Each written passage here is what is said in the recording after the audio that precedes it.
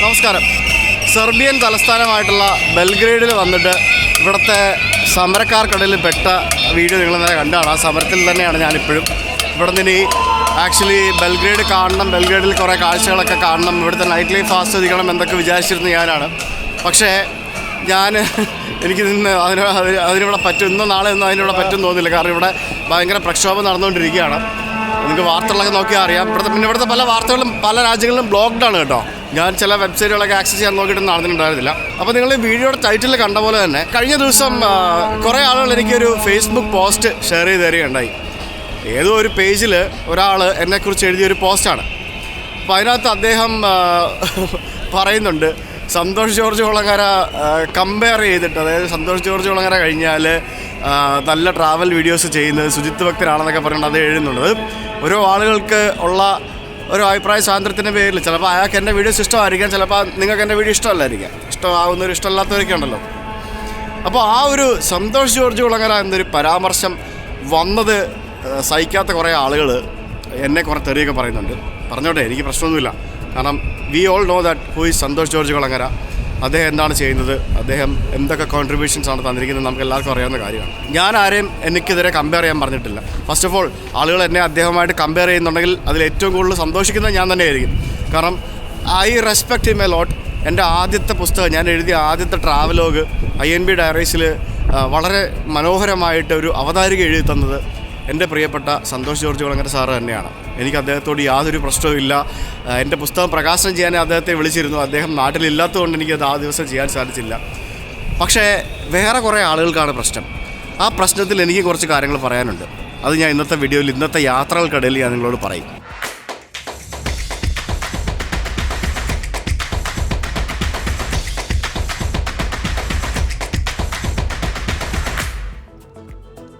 ഞാനൊരു ഷവർമ്മ ഉണ്ടാക്കുന്നൊരു കടയിൽ വന്നതാണ്. ഷവർമ്മ സ്ലൈസ് ചെയ്യാൻ വേണ്ടി ഒരു മെഷീൻ ഇവിടെ ചെയ്യുന്നതാണോ. ആ മെഷീൻ ഇവിടെ സ്ലൈസ് ചെയ്യുന്നതാണോ, ചിക്കൻ. ആ ഷവർമ്മയുടെ ആ ഒരു മെഷീൻ കൊള്ളായിരുന്നു അല്ലേ. അവിടെ പുറത്ത് സമരം നടന്നിട്ടിരിക്കുകയാണ്. ഞാനിവിടെ അകത്ത് വന്ന് ഒരു ഷവർമ്മ വാങ്ങിച്ച് കഴിക്കാം. എന്നിട്ട് എന്തൊക്കെയോ കുറേ സോസും പൊടിയൊക്കെ ഇട്ടിട്ടുണ്ട്. ഞാൻ ഷവർമ്മ കഴിച്ചിറങ്ങി. നല്ല ബെസ്റ്റ് ഷവർമ്മയായിരുന്നു. ഷവർമ്മ കഴിച്ച് കഴിഞ്ഞതും നേരെ ഒട്ടിപ്പ് വയറിളകി സത്തുകളി കൊള്ളൂലായിരുന്നു. പക്ഷേ അങ്ങനെയല്ല, അതെന്തോ അയറൻ കുടിച്ചതിൻ്റെ ആണെന്ന് തോന്നുന്നു, എന്തോ പ്രശ്നമുണ്ട്. അപ്പോൾ ഞാനിപ്പോൾ ഒരു ടാക്സി എങ്ങനെയോ കിട്ടി. ഒരു അരമണിക്കൂർ വെയിറ്റ് ചെയ്തു ടാക്സി കിട്ടാനായിട്ട്. ഞാനിപ്പോൾ റെയിൽവേ സ്റ്റേഷനിലേക്ക് പോയിക്കൊണ്ടിരിക്കുകയാണ്. ഭയങ്കര ബ്ലോക്കാണ്. എല്ലായിടത്തും പ്രൊട്ടസ്റ്റുകാരും സമരക്കാരും ഒക്കെയാണ്. അങ്ങനെ ഫൈനലി ഞാൻ റെയിൽവേ സ്റ്റേഷൻ്റെ അവിടെ എത്തിയിരിക്കുകയാണ്. ഈ ഭാഗത്തൊന്നും തിരക്കും കാര്യങ്ങളൊന്നുമില്ല, ഇവിടെ പ്രൊട്ടസ്റ്റും കാര്യങ്ങളൊന്നും ഇല്ലാന്ന് തോന്നുന്നു. ഇതാണോ റെയിൽവേ സ്റ്റേഷൻ? കൊള്ളാമല്ലോ. എനിക്ക് മസിഡോണിയയിലേക്കാണ് പോകേണ്ടത്. മസിഡോണിയയിലേക്ക് ഇവിടുന്ന് ഡയറക്റ്റ് ട്രെയിനൊന്നുമില്ല. പിന്നെ ഞാനിപ്പം സഡൻ പ്ലാനാണല്ലോ, അതായത് ഇവിടെ പ്രൊട്ടസ്റ്റ് കാരണം ഞങ്ങൾ ഇവിടെ നിന്ന് പോവാണല്ലോ. അപ്പോൾ ഇവിടെ നിന്ന് ഇനിയിപ്പോൾ ട്രെയിൻ എടുത്തിട്ട് മസിഡോണിയയിൽ അടുത്ത ഒരു ബോർഡർ ടൗൺ ഉണ്ട്. അവിടെ ഒരു എന്താ നിഷ് എന്ന് പറഞ്ഞൊരു ടൗണുണ്ട്. അപ്പോൾ അവിടെ പോയിട്ട് അവിടെ നിന്ന് എങ്ങനെയും പോവാം. പ്ലാനൊന്നുമില്ല. നമുക്ക് ഇവിടെ നിന്ന് ബോർഡർ ടൗണിലേക്ക് നിഷിലേക്ക് ട്രെയിൻ കിട്ടുമെന്ന് കയറി നോക്കട്ടെ ഫസ്റ്റ്. സെർബിയയുടെ രാജ്യതലസ്ഥാനത്തെ റെയിൽവേ സ്റ്റേഷനാണ് ഈ കാണുന്നത്. സംഭവം കൊള്ളാം. ഇതൊരു ഗംഭീര റെയിൽവേ സ്റ്റേഷനാണല്ലോ. ഇവിടെ ട്രാക്കൊക്കെ എവിടെയാണ്? അതെവിടെ സംഭവം? അത് മനസ്സിലാവുന്നില്ലല്ലോ അതെവിടെയാണെന്നുള്ളത്. ഞാനിവിടെ കയറി വന്നിരുന്നിട്ട് ഞാനിങ്ങനെ നോക്കുമായിരുന്നു ഏതൊക്കെ ട്രെയിൻ എങ്ങോട്ടേക്കാണ് പോകുന്നതെന്നുള്ളത്. നിഷിലേക്കൊരു ട്രെയിൻ ഉണ്ട് ഉച്ചയ്ക്ക് 1:30. പിന്നെ അത് കഴിഞ്ഞിട്ട് വേറെ ഏതെങ്കിലും സ്ഥലമുണ്ട്. അത് ഞാൻ പോകേണ്ട സൈഡിലേക്കല്ല, ആ ഡയറക്ഷനിലേക്കല്ല അല്ല. ഞാൻ എനിക്ക് തോന്നുന്നു 1:30 നിഷ് ട്രെയിൻ എടുക്കാമെന്ന് വിചാരിക്കുന്നു. അപ്പോൾ ഇനി കാര്യത്തിലേക്ക് വരാം. അപ്പോൾ ഞാൻ പറഞ്ഞല്ലോ, ഒരു ഫേസ്ബുക്ക് പേജിൽ ഒരു കമൻറ്റ് വന്നതിൻ്റെ, ഒരു പോസ്റ്റ് വന്നതിനെ പറ്റി ഞാൻ പറഞ്ഞല്ലോ. അപ്പോൾ ആ പോസ്റ്റിന് താഴെ ഏകദേശം ഒരു 10-15 മണിക്കൂറുകൾക്കുള്ളിൽ ഒരു 500 കമൻറ്റുകൾ വന്നു. ആ കമൻറ്റുകളിൽ എന്നെ പോസിറ്റീവായിട്ട് പറയുകയും എന്നെ ക്രിട്ടിസൈസ് ചെയ്യുകയും ചെയ്യുന്ന ധാരാളം ആളുകളുണ്ട്. ക്രിറ്റിസിസം നല്ലതാണ്, പോസിറ്റീവായിട്ട് പറയുന്നത് നല്ലതാണ്. പക്ഷേ കൺസ്ട്രക്റ്റീവായിട്ടുള്ള ക്രിറ്റിസിസം വേണം. അതല്ലാതെ ഒരു കാര്യം അറിയാതെ കണ്ട് കുറേ കാര്യങ്ങൾ മോശമായിട്ട് പറയുമ്പോഴത്തേക്കിനും അതൊരു വ്യക്തി ഒത്തിരി ഹേർട്ട് ചെയ്യും എന്നുള്ളത് ആളുകൾക്ക് മനസ്സിലാകത്തില്ല. എനിക്കറിയത്തില്ല എങ്ങനെയാണുള്ളത്. എന്തിനാണ് ആ മിഹിറിൻ്റെ കേസ് തന്നെ നിങ്ങൾ കണ്ടില്ലേ? ആ പയ്യൻ മരിച്ചതോടുകൂടി പയ്യൻ്റെ ക്ലാസ്സിൽ പഠിക്കുന്ന കുട്ടികൾ പോലും അങ്ങോട്ടും ഇങ്ങോട്ടും കളിയാക്കി സംസാരിക്കുന്ന കാണുമ്പോഴത്തേക്കിനും നമ്മുടെ ആളുകൾക്ക് എത്രത്തോളം ഒരു സിവിക് സെൻസ് ഉണ്ട്, അല്ലെങ്കിൽ എത്രത്തോളം പബ്ലിക് അല്ലെങ്കിൽ സോഷ്യൽ മീഡിയയിലും വാട്സപ്പിലും ബാക്കിയുള്ള കാര്യത്തിലൊക്കെ ഡീൽ ചെയ്യാൻ അറിയാം എന്നുള്ളതൊക്കെ നമുക്ക് മനസ്സിലാക്കി തരികയാണ്.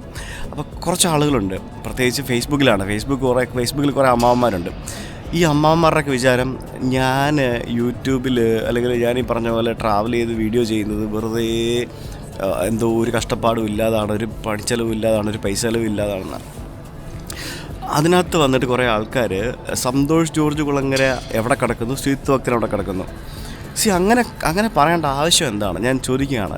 ഞാനൊരിക്കലും ഞാൻ ഞാൻ സന്തോഷ് ജോർജ് കുളങ്ങര സാറിനെ അദ്ദേഹത്തെയൊക്കെ കണ്ടു തന്നെയാണ് ഞാനും ട്രാവൽ വ്ളോഗുകൾ തുടങ്ങിയത്.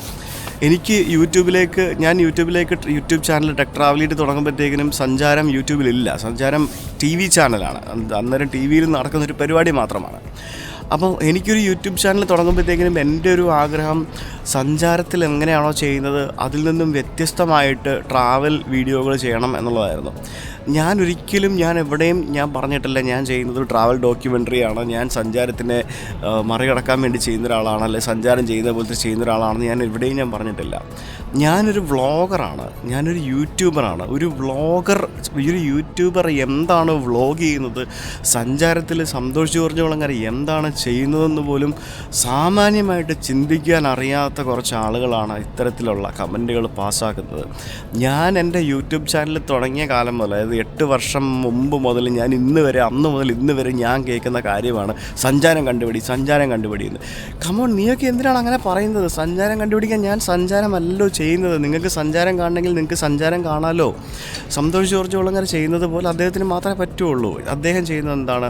അദ്ദേഹം ഓരോ രാജ്യങ്ങൾ യാത്ര ചെയ്യുന്നു, നല്ല രീതിയിൽ റിസർച്ച് നടത്തുന്നു, അവിടെ നിന്ന് ദൃശ്യങ്ങൾ പകർത്തിക്കൊണ്ട് വരുന്നു, അദ്ദേഹത്തിൻ്റെ സ്റ്റുഡിയോയിലിരുന്ന് അദ്ദേഹം പോസ്റ്റ് പ്രൊഡക്ഷൻ വർക്ക് ചെയ്യുന്നു, അതിന് നല്ല സ്ക്രിപ്റ്റുകൾ തയ്യാറാക്കുന്നു, അതിന് വോയിസ് ഓവർ കൊടുക്കുന്നു. അദ്ദേഹത്തിൻ്റെ വോയിസ് ഓവർ അദ്ദേഹത്തിൻ്റെ സ്റ്റാഫാണ്, വേറെ ആളുകളാണ് വോയിസ് ഓവർ കൊടുത്തിരുന്നതും. ഇടയ്ക്ക് അദ്ദേഹം വോയിസ് ഓവർ കൊടുക്കാറുണ്ട്. അത്തരത്തിലൊരു വെൽ എസ്റ്റാബ്ലിഷ്ഡ് ആയിട്ട് ഒരു സിനിമ അല്ലെങ്കിൽ ഒരു ഡോക്യുമെൻ്ററി ചിത്രീകരിക്കുന്ന പോലെയാണ് അദ്ദേഹം ട്രാവൽ വീഡിയോകൾ ചെയ്യുന്നത്. എന്നാൽ എന്നെപ്പോലെയുള്ള യൂട്യൂബേഴ്സ് ചെയ്യുന്നത് എന്താണ്? നമ്മൾ ലൈവായിട്ട് കമൻട്രികൾ പറഞ്ഞ് നമ്മളൊരു നാട്ടിൽ പോയിട്ട് അവിടുത്തെ കാര്യങ്ങൾ ലൈവായിട്ട് പറഞ്ഞുകൊണ്ടാണ് നമ്മൾ വീഡിയോകൾ ചിത്രീകരിക്കുന്നത്. അതിൽ നമ്മളെ കാണിച്ചാണ് വീഡിയോ ചെയ്യുന്നത്. അദ്ദേഹത്തിനെ കാണിക്കുന്നുണ്ടാവില്ലായിരിക്കും, അദ്ദേഹത്തിനെ കാണിക്കുന്ന രീതിയല്ല ഒരു ട്രാവൽ ഒരു ഡോക്യുമെൻ്ററി ചെയ്യുമ്പോൾ ഡോക്യുമെൻ്ററി ചെയ്യുന്ന ആളെ ആരെങ്കിലും കാണിക്കുമോ? ഒരു യൂട്യൂബർ എന്ന് പറഞ്ഞാൽ, ഒരു വ്ളോഗർ എന്ന് പറഞ്ഞാൽ ആ വ്ളോഗറെ കാണിച്ച് പ്രസൻറ്റ് ചെയ്യുന്നതാണ് വ്ളോഗർ എന്ന് പറയുന്നത്. ഞാനൊക്കെ പിന്നെയും കുറേയൊക്കെ കാഴ്ചകൾ കാണിക്കുന്നുണ്ട് ട്രാവൽ ചെയ്യുന്ന സമയത്ത്. പക്ഷേ അത്രയും പോലും കാഴ്ചകൾ കാണിക്കാത്ത എത്ര വ്ളോഗേഴ്സുണ്ട്, എസ്പെഷ്യലി ഹിന്ദി ഇംഗ്ലീഷിലൊക്കെ വീഡിയോ ചെയ്യുന്ന ആളുകൾ എത്ര ആളുകളുണ്ട്. അന്നേരം കുറേ ആളുകൾ വന്നിട്ട് സ്വന്തം മുഖം മാത്രം കാണിച്ച് ചെയ്യുന്നു, അത് ചെയ്യുന്നു, ഇത് ചെയ്യുന്നു. കമോൺ, ഞാനിപ്പോഴും പറഞ്ഞോട്ടെ, ദൈവത്തെ ഓർത്ത് ഞാൻ ചെയ്യുന്നത് ഒരു ട്രാവൽ ഡോക്യുമെൻ്ററി ആണെന്ന് ആരും കരുതരുത്. ഞാൻ 8 കൊല്ലമായിട്ടൊരു യൂട്യൂബ് ചാനൽ തുടങ്ങിയിട്ട്, ടെക് ട്രാവലീറ്റ് എന്ന് പറഞ്ഞ ചാനൽ തുടങ്ങിയിട്ട് ഇതുവരെ അതൊന്നും മനസ്സിലാക്കാൻ സാധിക്കാത്ത കുറേ ആളുകളുണ്ടല്ലോ എന്ന് പറയുമ്പോൾ സത്യം പറഞ്ഞാൽ വിഷമം തോന്നുന്നുണ്ട്.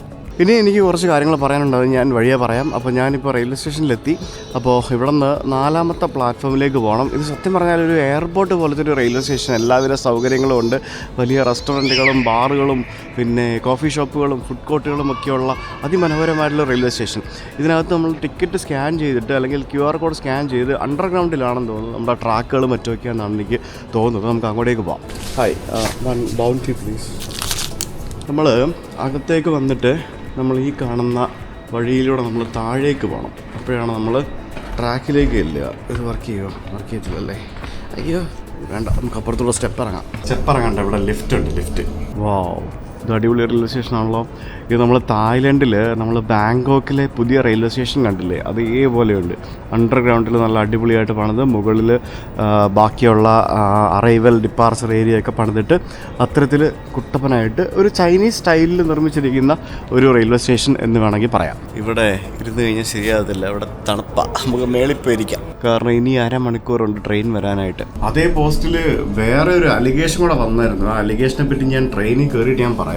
നമ്മുടെ നിക്കോള ടെസ്ല ഇല്ലേ, അതായത് നമ്മുടെ AC കറണ്ടിൻ്റെ ഡെവലപ്മെൻറ്റിൻ്റെ ഭാഗമായിട്ട് ധാരാളം കോൺട്രിബ്യൂഷൻസ് നൽകിയ ആ നിക്കോള ടെസ്ലയുടെ ഒരു മ്യൂസിയം ഇവിടെയുണ്ട്. ശരിക്കും എനിക്കത് കാണാൻ പോകണമെന്ന് ഭയങ്കര ആഗ്രഹം ഉണ്ടായിരുന്നു, പക്ഷേ പ്രൊട്ടസ്റ്റ് കാരണം വണ്ടിയും കിട്ടിയൊന്നും കിട്ടാത്തതുകൊണ്ട് നമുക്ക് പോകാൻ പറ്റിയില്ല. നിക്കോള ടെസ്ല എന്ന് പറയുന്നത് ഒരു സെർബിയൻ അമേരിക്കൻ ശാസ്ത്രജ്ഞനായിരുന്നു, നമ്മൾ പഠിച്ചിട്ടുണ്ട്. അദ്ദേഹത്തിൻ്റെ ടെസ്ല പേര് വെച്ചിട്ടാണ് നമ്മൾ Elon Musk Tesla car company ഉണ്ടാക്കിയിരിക്കുന്നത്. എൻ്റെ ചുണ്ട് പൊട്ടി, എനിക്കൊരു ലിപ് ബാം വേണം. ഇവിടെ ഒരു മെഡിക്കൽ സ്റ്റോർ ഉണ്ട്, നോക്കട്ടെ കിട്ടുമെന്ന്. 150 രൂപയാണ് ഒരു ലിപ് ബാം. നമ്മൾ 150 രൂപ. ഇന്ത്യക്ക് പുറത്ത് പോയി കഴിഞ്ഞാൽ ഈ സാധനം ഭയങ്കര എക്സ്പെൻസീവാണ്. എൻ്റെ കയ്യിലുണ്ടായിരുന്നത് തീർന്നു. ഞാൻ താഴെ വന്നപ്പോൾ ഇവിടെ ഒരു ട്രെയിൻ വന്നിട്ടുണ്ട്. മിക്കവാറും ഇതായിരിക്കും നമുക്ക് നീഷിന് പോകേണ്ട ട്രെയിൻ എന്നാണ് എനിക്ക് തോന്നുന്നത്. ഒന്നും എഴുതിയിട്ടൊന്നുമില്ലല്ലോ, അങ്ങനെ കണ്ടുപിടിക്കാം. നീഷ് എന്ന് പറഞ്ഞ് ഇവിടെ ഒരു ബോർഡ് കാണാം. ഇത് തന്നെയായിരിക്കും നീഷ്. ഈ ട്രെയിൻ അല്ലെന്ന് തോന്നുന്നു. ഇപ്പോൾ എന്താ പറയുക, വേറെ ഏതോ വരുമെന്ന് തോന്നുന്നു. ഇതാണ് സംഭവം. ഒരേ പ്ലാറ്റ്ഫോമിൽ തന്നെ 2 ട്രെയിനുകൾ 2 ഡയറക്ഷനിലേക്ക് പോകാനായിട്ട് വരും. അതാണ് നമുക്ക് കൺഫ്യൂഷൻ ആവുന്നത്. ഇല്ലാന്നുണ്ടെങ്കിൽ പെട്ടുപോയി തന്നെ. ഇപ്പോൾ ഞാൻ ഈ ട്രെയിനിൽ കയറിയിരുന്നിട്ട് ഇതാണെന്ന് തോന്നുന്നു എനിക്ക് പോകേണ്ട train. Second class. This goes to Nice. അടിപൊളി ട്രെയിനാണല്ലോ, കൊള്ളാമല്ലേ? താഴെ മേളിലൊക്കെ ആയിട്ട് ഇങ്ങനെ പല രീതിയിൽ ഇങ്ങനെ ഇരിക്കാം. അപ്പോൾ ഞാനിതിൻ്റെ മുകളിലത്തെ ഭാഗത്തായിട്ട് വന്നിരുന്നു. ഈ ട്രെയിനിൽ ഇനി 6 മണിക്കൂർ ഞാൻ ഇരിക്കണം നീഷ് എത്താനായിട്ട്. 6 മണിക്കൂർ. ഇവിടെ നിന്ന് 2 മണിക്കൂർ കഴിഞ്ഞൊരു ട്രെയിനുണ്ട്. ആ ട്രെയിൻ 5 മണിക്കൂറുണ്ട് എത്തും. ഇത് ലോക്കലാണെന്ന് തോന്നുന്നു. ഇതിന് കുറേ സ്റ്റോപ്പുണ്ട്. മറ്റേ ട്രെയിനിൽ സ്റ്റോപ്പ് കുറവാണ്. അപ്പോൾ ഇത് കുറച്ച് സമയം എടുക്കും. ഇനി മറ്റേ അലിഗേഷനെ പറ്റി പറയാം. ഇതേ ഫേസ്ബുക്ക് പോസ്റ്റിൽ തന്നെ ഒരാൾ താഴെ വന്ന് കമൻ്റ് ഇട്ടിരിക്കുകയാണേ. അയാളുടെ പേര് ജിജോ ജോർജ് മണ്ണപ്പറമ്പിൽ എന്നാണ്. ഞാൻ സ്ക്രീൻഷോട്ട് എടുത്ത് വെച്ചിട്ടുണ്ട്. ആ പോസ്റ്റ് ഇപ്പോൾ കാണുന്നില്ല. അതിനകത്ത് പുള്ളി ഇട്ടിരിക്കുന്ന കമൻറ്റ്, സുജിത്ത് ഭക്തൻ കോട്ടയം കളത്തിപ്പിടിയിൽ ഒരു വലിയ ഹോട്ടലിൻ്റെ വീഡിയോ യൂട്യൂബ് ചാനലിൽ ഇട്ടിട്ട് അയാൾ 10,000 കൊടുത്തപ്പോൾ 25,000 കണക്ക് പറഞ്ഞ് മേടിച്ചത് അറിയാം. പൈസ കൊടുത്തില്ലെങ്കിൽ ഹോട്ടലിനെ നാറ്റിക്കും എന്ന് പറഞ്ഞ് എന്തായാലും ഐശ്വര്യമായി തുടങ്ങി ലക്ഷങ്ങൾ മുടക്കിയ ആ ഹോട്ടൽ പൂട്ടിക്കെട്ടിപ്പോയി. കാശിനോട് ആർത്തിയാണ്. സന്തോഷ് ജോർജ് അങ്ങനെയല്ല. ഒരേ ബെഞ്ചിൽ ഇരുന്ന് പഠിച്ച് എൻ്റെ സഹപാഠിയാണ് സന്തോഷ് ജോർജ് കുളങ്ങര എന്നും പറഞ്ഞുകൊണ്ട് ഈ ആള് ഈ പോസ്റ്റ് അടിക്കാൻ വേണ്ടിയിട്ടിരിക്കുക. 2 കാര്യം ഇതിനകത്ത്. സന്തോഷ് ജോർജ് കുളങ്ങരെ വലിച്ചിടേണ്ട ആവശ്യം എന്താ? ഫസ്റ്റ് തിങ്, ഇയാൾ പറഞ്ഞിരിക്കുന്ന അലഗേഷൻ. ഇയാൾ പറഞ്ഞിരിക്കുന്നത് ശരിയാണ്. ഞാനൊരു ഹോട്ടലിൻ്റെ ഒരു റെസ്റ്റോറൻറ്റിൻ്റെ വീഡിയോ ചെയ്തിട്ടുണ്ട്. അത് 2020-ലാണ്, അതായത് 4 വർഷം മുമ്പാണ്. ഷെഫ് മാർട്ടിൻ എന്നാണ് ആ റെസ്റ്റോറൻറ്റിൻ്റെ പേര്. ഷെഫ് മാർട്ടിൻ എന്ന് പറഞ്ഞ റെസ്റ്റോറൻറ്റ്. ആ റെസ്റ്റോറൻറ്റിൻ്റെ ഓണറെ ഞാൻ ഈ പോസ്റ്റ് കണ്ടപ്പോഴത്തേക്കിനും ഞാൻ ആ ഓണറെ കോൺടാക്ട് ചെയ്തു. ആ റെസ്റ്റോറൻറ്റ് പൂട്ടിപ്പോയി. ആ പൂട്ടിപ്പോകാൻ കാരണം കോവിഡ് വന്ന സമയത്ത്, അതായത് കോവിഡിന് 1-2 ആഴ്ച മുൻപാണ് ഞാൻ ആക്ച്വലി ആ ഒരു വീഡിയോ ചെയ്തത്. അപ്പോൾ കോവിഡ് ഞാൻ വേറെ കാരണം പറയട്ടെ, 25,000 10,000 ഒന്നും അല്ല ഞാൻ ഇവരുടെ നിന്ന് വാങ്ങിച്ചത്. അതിലും വലിയൊരു തുകയാണ് ഞാൻ ഇവരുടെ നിന്ന് വാങ്ങിച്ചത്. ട്രെയിനിലും ഉണ്ടാവുമല്ലോ ഗ്യാസ്ട്രൈറ്റിസ് പ്രോബ്ലംസ്, അതായിരിക്കും. ഓക്കെ, അതായത് 25,000-നും 10,000-നും ഒന്നും അല്ല ഞാൻ വീഡിയോ ചെയ്യുന്നത്. ആ തുകയ്ക്ക് ഞാൻ വീഡിയോ ചെയ്യാറുമില്ല. അതിലും നല്ല വലിയ തുക തന്നെയാണ് ഞാൻ അന്നും വാങ്ങിക്കാറുള്ളത്, ഇന്നും വാങ്ങിക്കാറുള്ളത്. ഈ റെസ്റ്റോറൻറ്റിൻ്റെ ഓണറെ ഞാൻ കോൺടാക്ട് ചെയ്തു. എന്നിട്ട് ഞാൻ പുള്ളിക്ക് വോയിസ് അയച്ചു. ഞാൻ പറഞ്ഞത് എങ്ങനെയാണ്, ഈ വ്യക്തി ആരാണെന്ന് എനിക്കറിയില്ല. ജിജോ ജോർജ് എന്ന് പറഞ്ഞ വ്യക്തി ഇത് നമ്മൾ ചെയ്ത നിങ്ങളുടെ റെസ്റ്റോറന്റിനെ പറ്റിയാണ് എഴുതിയിരിക്കുന്നത്. ഞാൻ നിങ്ങളെ ത്രട്ടൺ ചെയ്തു എന്നാണ് അവർ പറയുന്നത്. ഈ ജിജോ ആരാണെന്ന് എനിക്കറിയില്ല. നിങ്ങൾക്ക് അറിയാമെങ്കിൽ നിങ്ങൾ വിളിച്ചു പറയാം. ഞാനിപ്പോഴാണ് നിങ്ങളെ ത്രട്ടൺ ചെയ്തത്. 10,000-ഓ 25,000-ഓ ഇത് ഞാൻ ചൂടാവുന്നല്ലോ കേട്ടോ. 1.5x ലിറ്റർ പ്ലേ ചെയ്യുന്നത്, അതുകൊണ്ടാണ് നിങ്ങൾക്ക് ചൂടാവുന്നതായിട്ട് തോന്നുന്നത്. കൊടുത്തില്ലെങ്കിൽ പ്രശ്നമാക്കും എന്നൊക്കെ പറഞ്ഞപ്പോഴാണ്. പിന്നെ 10,000 അല്ല 25,000 അല്ല, എത്രയാണ് നിങ്ങൾ റെസ്റ്റോറന്റ് പൊട്ടിപ്പോയതിന് കാരണം എന്താണെന്ന് എനിക്കറിയാം, അല്ലെങ്കിൽ പലർക്കും അറിയാം, നിങ്ങൾക്കും അറിയാം. അത് ഞാൻ വീഡിയോ ചെയ്തിട്ട് എനിക്ക് 25,000 രൂപ തന്നില്ലെങ്കിൽ ഞാൻ റെസ്റ്റോറന്റിനെ പറ്റി മോശം പറയും എന്ന് ഞാൻ നിങ്ങളോട് പറഞ്ഞിട്ടുണ്ടോ? ഞാൻ ആരോടെങ്കിലും പറഞ്ഞിട്ടുണ്ടോ? ഞാൻ ആരോടും അങ്ങനെ പറഞ്ഞിട്ടില്ല. ഞാൻ അങ്ങനെ പറയുന്ന ഒരാളല്ല. അങ്ങനെ പറയുന്ന യൂട്യൂബേഴ്സ് ഉണ്ടാവാം. ഞാൻ അങ്ങനത്തെ ഒരാളല്ല. ഞാൻ ഇതുവരെ ആരെയും ത്രട്ടൺ ചെയ്ത് എനിക്ക് പൈസ തന്നില്ലെങ്കിൽ ഞാൻ നെഗറ്റീവ് ഇടുമെന്ന് പറഞ്ഞിട്ടില്ല. ഞാൻ അങ്ങനെ ചെയ്യുന്ന ഒരാളല്ല. അങ്ങനെ ചെയ്യുന്ന ഒരാളാണെങ്കിൽ ഈ കഴിഞ്ഞ 8 വർഷമായിട്ട് എനിക്ക് യൂട്യൂബിൽ പിടിച്ച് നിൽക്കാൻ പറ്റത്തില്ല, സോഷ്യൽ മീഡിയയിൽ നിൽക്കാൻ പറ്റത്തില്ല. ഇതിന് മുമ്പ് ഞാൻ തകർന്നു പോയേനെ. 8 വർഷമായിട്ട് ഈ മേഖലയിൽ ഞാൻ ഉണ്ടെങ്കിൽ ഞാൻ അങ്ങനെ ചെയ്യുന്ന ഒരാളല്ല എന്ന് നിങ്ങൾ മനസ്സിലാക്കുക. ഇതിന് ഉത്തരമായിട്ട് മറുപടിയായിട്ട് പുള്ളി എന്നോട് പറഞ്ഞ വോയിസ് നിങ്ങൾ കേൾക്കുക. അറിയത്തില്ല കേട്ടോ. സിദ് ബ്രോ അങ്ങനെ ഒരു രീതിയിൽ നമ്മളെ ഇത് ചെയ്തിട്ടുമില്ല. ഇപ്പോൾ നല്ലൊരു സർവ്വത്തിൽ പോകുന്ന ആളാണ് സിദ് ബ്രോ. അതിനകത്തൊരു മാറ്റമില്ല. നമ്മൾ എന്ത് പറഞ്ഞിട്ടുണ്ടോ അങ്ങോട്ടും ഇങ്ങോട്ടും കറക്റ്റായിട്ട് തന്നെ നടത്തിയിട്ടുണ്ട്. നമ്മുടെ ഒരു ബാർഗനിങ്ങോ കാര്യങ്ങളൊന്നും ചെയ്തിട്ടില്ല. എല്ലാം പക്കായിട്ട് ചെയ്ത ഒരാളാണ് സിദ് ബ്രോ. അതുകൊണ്ട് ഇന്നും സിദ് ബ്രോ ഈ രീതിയിൽ തന്നെ നിലനിൽക്കുന്നു. അല്ല, നമുക്ക് നടത്തിക്കൊണ്ട് പോകാൻ ബുദ്ധിമുട്ടായതുകൊണ്ട് മാത്രം. മീൻസ് കോവിഡ് എല്ലാം വന്നു കഴിഞ്ഞപ്പം ഞാൻ വിദേശത്താണല്ലോ, അങ്ങനെ വന്ന് അത് പൂട്ടിയേ ഉള്ളൂ. അല്ല വേറെ പ്രശ്നങ്ങളോ കാര്യങ്ങളൊന്നുമില്ല. അതിപ്പം വേറെ ആൾക്കാരുടെ അടുത്ത് നല്ല രീതിയിൽ നടത്തിക്കൊണ്ട് പോകുന്നുണ്ട്. നമ്മുടെ ഇവരെ എടുത്തിരിക്കുന്നത് കലോത്സവത്തിലൊക്കെ ചെയ്യുന്ന ഫുഡ് ചെയ്യുന്നവരില്ലേ, രുചി പഴയുടെ അവരാ ചെയ്യുന്ന, ഒരു കുഴപ്പമില്ലാതെ പോകുന്നു. നമ്മൾ വിദേശത്തായതുകൊണ്ട് നടത്തിക്കൊണ്ട് പോകാനുള്ള ബുദ്ധിമുട്ടുണ്ട്. സാഹചര്യം അറിയാമല്ലോ നാട്ടില്. മാത്രമേ ഉള്ളൂ. അല്ല, സിദ് ബ്രോ യാതൊരുവിധ കാര്യങ്ങളും ഒന്നും ചെയ്തിട്ടില്ല. 100% ഉറപ്പാണ്. പിന്നെ എനിക്ക് അയാളെ അറിയത്തില്ല കേട്ടോ, ജിജോ ജോർജ്. ഞാൻ എൻ്റെ ബ്രദറിനെ വിളിച്ചെന്ന് ഞാൻ ചോദിക്കാം. എന്നിട്ട് ഞാൻ അപ്ഡേറ്റ് തരാം കേട്ടോ. Okay Sid bro. എന്നിട്ട് പുള്ളി എനിക്ക് അപ്ഡേറ്റ് തന്നു. സുജിത് ബ്രോ, ഞാനത് സെർച്ച് ചെയ്തായിരുന്നു ഫേസ്ബുക്കിലെ. പക്ഷെ എനിക്ക് ഈ മെസ്സേജിന്റെ ഈ ചാറ്റ് ഹിസ്റ്ററി കാണാൻ പറ്റുന്നില്ല സുജിത് ബ്രോ. ഇതെവിടെയായിരിക്കും ലിങ്ക് അയച്ചല്ലോ, ഞാൻ റിപ്ലൈ കൊടുക്കായിരുന്നു. എന്നിട്ട് ഞാൻ ലിങ്ക് അയച്ചു കൊടുത്തു പുള്ളിക്ക്. ലിങ്ക് അയച്ചു കൊടുത്തപ്പോഴത്തേക്കിനും എബി എബ്രഹാം എടക്കാട്ടുകര എന്ന് പറഞ്ഞ ഈ റെസ്റ്റോറൻറ്റിൻ്റെ ഓണർ ഇയാൾക്ക് മറുപടി കൊടുത്തു. അത് സ്ക്രീൻഷോട്ടേ ഉള്ളേ, ആ പോസ്റ്റ് ഡിലീറ്റ് ആയല്ലോ. ഇത് കംപ്ലീറ്റ്ലി റോങ് ആയിട്ടുള്ളൊരു മെസ്സേജാണ്. ഞാനാണ് സുജിത് ഭക്തനെ കോൺടാക്ട് ചെയ്തതും കൊണ്ടുവന്നതും പേയ്മെൻറ്റ് ചെയ്തതും. സുജിത്ത് വളരെ നല്ലതായിട്ട് വീഡിയോ ചെയ്യുകയും അതിൻ്റെ ഗ്രോത്ത് റെസ്റ്റോറൻറ്റ് ഉണ്ടാവുകയും ചെയ്തു. സുജിത്ത് പറഞ്ഞതിലും $1 പോലും കൂടുതൽ ചോദിക്കുകയോ മേടിക്കുകയോ ചെയ്തിട്ടില്ല. അതിനുശേഷം 10 ദിവസത്തിനുള്ളിൽ കോവിഡ് മൂലം റെസ്റ്റോറൻറ്റ് ക്ലോസ് ചെയ്യേണ്ടതായി വരികയും ഞാൻ വിദേശത്ത് നടത്തിക്കൊണ്ടുപോകുന്നതിന് ബുദ്ധിമുട്ടായതിനാൽ റെസ്റ്റോറൻറ്റ് മറ്റൊരാൾക്ക് വിൽക്കുകയും ചെയ്തു എന്ന് പറഞ്ഞ് അദ്ദേഹം അതിന് റെസ്പോണ്ട് ചെയ്ത് മറുപടി കിട്ടു. ഞാൻ ആലോചിക്കുകയായിരുന്നു, ഈ ജിജോ ജോർജ് മണ്ണപ്പറമ്പിൽ എന്ന് പറഞ്ഞ വ്യക്തി, ഞാൻ അദ്ദേഹത്തിൻ്റെ ഫേസ്ബുക്കിൽ ഞാൻ വ്യക്തമായിട്ട് ഞാൻ അദ്ദേഹത്തിന് ഇപ്പോൾ ഈ കാര്യങ്ങളൊക്കെ പറഞ്ഞുകൊണ്ട് ഞാൻ അദ്ദേഹത്തിൻ്റെ ഫേസ്ബുക്ക് പ്രൊഫൈലിൽ ഞാൻ മെസ്സേജ് അയച്ചിട്ടുണ്ട്. അദ്ദേഹം ഇതുവരെ അത് കണ്ടിട്ടില്ല, കാണത്തില്ലായിരിക്കും. ഇയാൾക്ക് എന്തിൻ്റെ പ്രശ്നമാണ്? ഒരാളെ പറ്റി തെറ്റായ കാര്യം സോഷ്യൽ മീഡിയയിൽ പ്രചരിപ്പിക്കുക എന്ന് പറയുന്നത് ഇയാൾക്ക് എന്തിൻ്റെ പ്രശ്നമാണ്? ഇയാൾ സന്തോഷ് ജോർജ് കുളങ്ങരയുടെ കൂടെ പഠിച്ചതെന്ന് ഇയാൾ പറയുന്നു. സന്തോഷ് ജോർജ് കുളങ്ങരയ്ക്ക് പോലും നാണക്കേടായിരിക്കും ഈ ജിജോ ജോർജ് മണ്ണപ്പറമ്പിൽ എന്ന് പറഞ്ഞ വ്യക്തി അയാളുടെ കൂടെ പഠിച്ചതെന്ന് പറയാനായിട്ട്. ഇങ്ങനെയുള്ള ആൾക്കാരൊക്കെ എന്താണ് ഇവർക്ക് പ്രശ്നം? ഞാൻ ആലോചിക്കുകയാണ്. ഈ ഫേസ്ബുക്ക് എന്ന് പറയുന്നത് സത്യം പറഞ്ഞാൽ ഒരു ടോക്സിക് ആയിട്ടുള്ളൊരു പ്ലാറ്റ്ഫോമായിട്ടാണ് എനിക്ക് സത്യം പറഞ്ഞാൽ ഫീൽ ചെയ്യുന്നത്. എല്ലാവർക്കും എന്തും പറയാം, ആർക്കും ആരെയും വിമർശിക്കാനുള്ള റൈറ്റ്സ് ഉണ്ട്. പക്ഷേ ഒരാളെപ്പറ്റി വ്യാജമായിട്ടുള്ള കാര്യങ്ങൾ തെറ്റായിട്ടുള്ള രീതി പറയരുത്. അത് അയാളുടെ കരിയറിനെ അഫക്റ്റ് ചെയ്യും എന്നുള്ള കാര്യം പലരും മനസ്സിലാക്കുക. അത്രയ്ക്ക് വിഷമമുള്ളതുകൊണ്ടാണ് ഞാൻ ഇന്ന് ഈ ഒരു വീഡിയോ ചെയ്യുന്നത്. അങ്ങനെ സമയം 1:30 മണിയായി. എൻ്റെ ട്രെയിൻ ബെൽഗ്രേഡിൽ നിന്നും പുറപ്പെടുകയായി.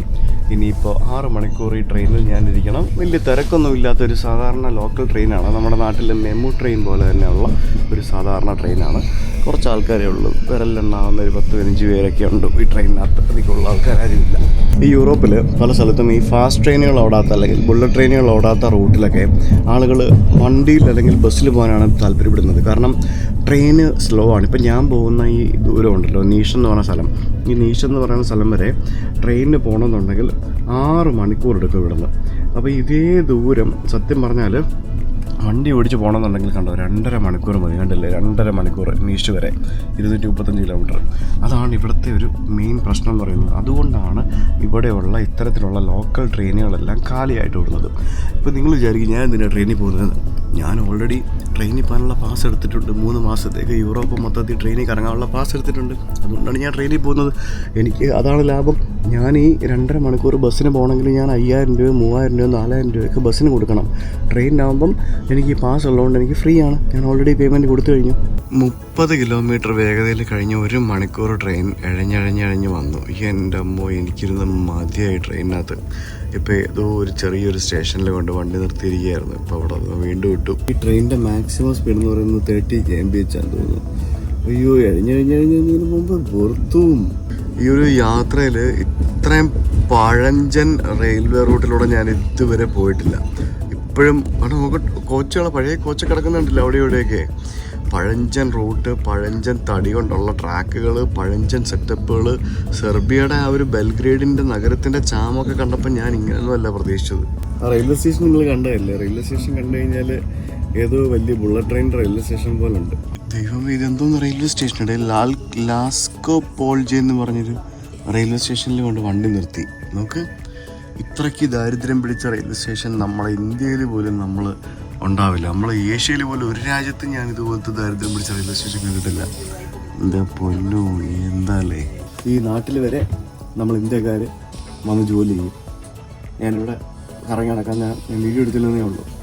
ഇന്ത്യ, ബംഗ്ലാദേശ്, നേപ്പാൾ ഇവിടെ നിന്നുള്ള ആൾക്കാർ വന്നിട്ട് നമ്മുടെ നാട്ടിൽ, കേരളത്തിൽ നോർത്ത് ഇന്ത്യൻസും ബംഗാളികളും വന്ന് ജോലി ചെയ്തില്ലേ, അതേപോലെ വന്ന് പലതരത്തിലുള്ള കോൺട്രാക്ടർ ജോബുകൾ, പിന്നെ ബിൽഡിംഗ് നിർമ്മാണ പ്രവർത്തനങ്ങൾ, പിന്നെ സ്ട്രീറ്റ് ക്ലീൻ ചെയ്യുന്ന ജോലികൾ, ഇതൊക്കെ ചെയ്യുന്ന ആളുകൾ പലരും ഈ നേപ്പാൾ, ബംഗ്ലാദേശ്, ഇന്ത്യ തുടങ്ങിയ രാജ്യങ്ങളിൽ നിന്നുള്ളവരാണ്. ഞാൻ ആലോചിക്കുകയായിരുന്നു, നമ്മുടെ നാട്ടിൽ ഇതിൽ നല്ല രീതിയിൽ ജോലി ചെയ്യാൻ പറ്റാതിട്ടാണോ, എന്തിനാണ് ഇങ്ങനെയുള്ള രാജ്യങ്ങളിൽ വന്ന് ജോലി ചെയ്യുന്നതെന്ന് ഞാൻ ആലോചിക്കുകയായിരുന്നു. നമ്മുടെ നാട്ടിൽ എന്താ പൈസ ഉണ്ടാക്കാൻ പറ്റില്ലേ? ഇവിടെ എത്ര വരുമാനം കിട്ടും? എന്തായിരിക്കും അത്? ഇപ്പോൾ യൂറോപ്പോ അല്ലെങ്കിൽ UK, US എന്നൊക്കെ പോകുന്നൊക്കെ പിന്നെയും പറയാം. ഇപ്പോൾ കണ്ടില്ലേ, US നിന്ന് പോയ ആൾക്കാരെയൊക്കെ തിരിച്ചയക്കും. ഈ രാജ്യത്തുള്ള ഈ ട്രെയിൻ കടന്നു പോകുന്ന എല്ലാ റെയിൽവേ സ്റ്റേഷനിലും ഇത് ട്രെയിൻ സ്റ്റോപ്പ് ചെയ്യും. ഇതവിടെ 2 പട്ടികൾ ട്രെയിൻ കാത്ത് നിൽപ്പുണ്ട്. ഇപ്പോൾ ഒരു പാസഞ്ചറും പിന്നെ ഒരു പട്ടി. ഈ ഒരു പാസഞ്ചർക്ക് വേണ്ടിയാണ് ഈ ട്രെയിൻ ഇവിടെ നിൽക്കുന്നത്. അടിപൊളി. നേരത്തെ ഒരു സ്റ്റേഷൻ വന്നപ്പോഴത്തേക്കിനും അവിടെ കുറച്ച് ആളുകളൊക്കെ കയറി. ഇപ്പോൾ അപ്പുറത്ത് കുറച്ച് ആൾക്കാർ ഇരിപ്പുണ്ട്. വേറെ ആരുമില്ല. ഈ രാജ്യത്ത് ട്രെയിനുകളെല്ലാം ഇങ്ങനെയാണ്, കണ്ടില്ല നോക്കി. ഞാനിങ്ങനെ കാണുന്ന ഓരോ റെയിൽവേ സ്റ്റേഷനുകളിലും ഇതാണ് അവസ്ഥ. നമ്മളിനി പോകുന്ന നോർത്ത് മാസിഡോണിയ എന്ന് പറഞ്ഞ സ്ഥലത്ത് അവിടെയാണെങ്കിൽ റെയിൽവേ സത്യം പറഞ്ഞാൽ കണ്ടം ചെയ്ത് ഉപേക്ഷിച്ചു എന്നൊക്കെ പറയാം. അതേപോലത്തെ അവസ്ഥയായി, കണ്ടില്ല. അവിടെ ഓരോ സംഭവങ്ങൾ കിടക്കുന്നുണ്ടോ. അതായത് ബേസിക്കലി ഞാൻ പറഞ്ഞാണ് ഇവിടുത്തെ റീസൺസ്. അതായത് ഇവിടെയൊക്കെ ട്രെയിൻ ട്രാവൽ എന്ന് പറഞ്ഞാൽ ഒത്തിരി സമയമെടുക്കും, ആളുകൾ ട്രെയിൻ ഉപയോഗിക്കുന്നില്ല. പിന്നെ ഇന്റർ കൺട്രി ട്രെയിനുകൾ കോവിഡിന് ശേഷം ഓടുന്നില്ല, എല്ലാം ബസ്സും ബാക്കിയുള്ള സംഭവങ്ങളാണ്. ഇവിടുത്തെ റെയിൽവേ പാളങ്ങളൊന്നും അപ്ഡേറ്റ് ചെയ്യുന്നില്ല. ട്രെയിൻ എക്സ്പെൻസീവ് ആയതുകൊണ്ട് ആളുകൾ കയറുന്നില്ല. അതാണ് ഇവിടുത്തെ ഉള്ള ട്രെയിനുകൾ മിക്കതും പൂട്ടിക്കെട്ടാൻ കാരണം. സമയം 4:15, നേരെ ഇരുട്ടി തുടങ്ങി. ഇപ്പോൾ ട്രെയിനിൽ വീണ്ടും കാലിയായി. ഞാൻ ഇപ്പോൾ അപ്പൂപ്പനും മാത്രമേ ഇവിടെ ഉള്ളൂ. അപ്പൂപ്പൻ നേരത്തെ സുഡോക്ക് കളിച്ചുകൊണ്ടിരിക്കുകയായിരുന്നു കുറേ നേരം. വേറെ ആരുമില്ല, ട്രെയിനിൽ കാലിയാണ്. നീങ്ങുന്നു. അപ്പുറത്തെ റോഡിലൂടെ വണ്ടികളൊക്കെ പോകുന്നുണ്ട. ഇഴഞ്ഞിഴഞ്ഞിങ്ങനെ ഞാൻ പോകുന്നു, അപ്പുറത്തെ വണ്ടികളൊക്കെ പറന്ന് പോകുന്നു. അയ്യോ മടുത്ത് കേട്ടോ. സത്യം പറഞ്ഞാൽ ഇത്രയും മടുത്തൊരു ട്രെയിൻ യാത്ര ഈ ഒരു ട്രിപ്പ് ഞാൻ ചെയ്തിട്ടില്ല. ഇവിടെ എൻജോയ് ചെയ്തിട്ട് അതാണല്ലോ യാത്ര എന്ന് പറയുമ്പോൾ. അത് എന്തായാലും നമ്മളിങ്ങനെ റിലാക്സ്ഡ് ആയിട്ട് ഇങ്ങനെ ഓരോ കാഴ്ചയൊക്കെ കണ്ട് നമ്മൾ എൻജോയ് ചെയ്യുക, അത്രേ ഉള്ളൂ. ഇന്ന് ഇങ്ങനത്തെ കാര്യങ്ങൾ പറയാനുള്ളൂ. ഒരു കാര്യം കൂടെ പറയാം. ഇനി അടുത്തൊരു ടൈപ്പ് ആളുകൾ എന്ന് പറയുന്നത് കമ്പാരിസൺ ചേട്ടന്മാരാണ്, കമ്പാരിസൺ ആങ്ങളമാർ. ആരെങ്കിലുമൊക്കെ എവിടെയെങ്കിലും ഫേസ്ബുക്കിൽ എന്തെങ്കിലുമൊക്കെ പോസ്റ്റ് ആരെങ്കിലും കുറിച്ച് അല്ലെങ്കിൽ എന്തെങ്കിലും സംഭവമൊക്കെ മെൻഷൻ ചെയ്യുവാണെങ്കിൽ, അല്ലെങ്കിൽ നമ്മുടെയൊക്കെ വീഡിയോകളുടെ താഴെയാണെങ്കിൽ പോലും ചില ആൾക്കാർ, അല്ലെങ്കിൽ അവരുടെ വീഡിയോയുടെ താഴെയാണെങ്കിൽ പോലും, ആരുടെ ആണെങ്കിലും വീഡിയോയുടെ താഴെയൊക്കെ പോയി ചില ആൾക്കാരിടുന്ന കമൻറ്റുകളുണ്ട്. ധാരാളം ട്രാവൽ വ്ളോഗ് ചെയ്യുന്ന ആളുകളുണ്ട്. ഇപ്പം ഞാനുണ്ട്, പിന്നെ ഹിച്ച് ഹൈക്കിംഗ് നൊമാഡുണ്ട്, ഷെറിൻസ് വ്ളോഗുണ്ട്, പിന്നെ മല്ലു ട്രാവലർ ഉണ്ടായിരുന്നു, ഇപ്പോൾ ചെയ്യുന്നില്ല പുള്ളി.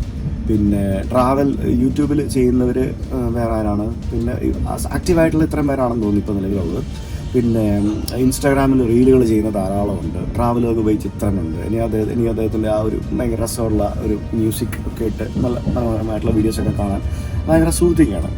പുള്ളി യൂട്യൂബിലും വീഡിയോ ചെയ്യുന്നുണ്ട്. യെസ്, അപ്പോൾ അങ്ങനെ കുറേ ആളുകൾ വീഡിയോ ചെയ്യുന്നുണ്ട്. പിന്നെ അങ്ങനെ ദിൽഷാദ്, അങ്ങനെ കുറേ ആളുകളുണ്ട്. ഞാൻ റെഗുലറായിട്ട് കാണുന്ന കുറച്ച് ആൾക്കാരുണ്ട്. എനിക്ക് അല്ലാത്ത ആൾക്കാരും ധാരാളമുണ്ട്. സമയം കിട്ടാറില്ല യാത്രകൾക്കിടയിൽ വീഡിയോസ് കാണാനാണ്. എന്നാലും പരമാവധി വീഡിയോസ് കാണാറുണ്ട്. ചില ആൾക്കാരുടെ കമൻറ്റുകൾ എന്ന് പറയുന്നത്, നീ എന്തോന്ന് യാത്രയാണോ ചെയ്യുന്നത്, അവനെ പോലെ യാത്ര ചെയ്യും, ഇവനെ പോലെ യാത്ര ഇപ്പോൾ എന്നോട് എന്ന് പറയും, നീ എന്തിനാണ് ഇങ്ങനെ യാത്ര ചെയ്യുന്നത്, ഹിച്ച് ഹൈക്കിംഗ് നൊമാഡിനെ പോലെ യാത്ര ചെയ്യും. ഹിച്ച് ഹൈക്കിംഗ് നൊമാഡിനെ പോലെ യാത്ര ചെയ്യാൻ അവനുണ്ടല്ലോ, ഹിച്ച് ഹൈക്കിംഗ് നൊമാഡുണ്ടല്ലോ, ഞാൻ എന്ത് അവനെ പോലെ യാത്ര ചെയ്യുന്നത്, അവൻ എന്നെ പോലെ യാത്ര ചെയ്യാൻ പറ്റുമോ, എനിക്ക് അവനെ പോലെ യാത്ര ചെയ്യാൻ പറ്റുമോ? അത് എന്തിനാണ് അങ്ങനെ കമ്പാരിസൺ ചെയ്യേണ്ട ആവശ്യം എന്താണ്? ഇപ്പോൾ ട്രാവലൊക്കെ പോയി ചിത്രം ക്യാമറയും തൂക്കി പിടിച്ച് ട്രൈപ്പോഡും തൂക്കി പിടിച്ച് മലയൊക്കെ കയറി ഇറങ്ങി പോകുന്ന പോലെ അവന് മാത്രമേ പറ്റുള്ളൂ. എനിക്ക് വേറെ ആർക്കും അതിനെ പറ്റത്തില്ല.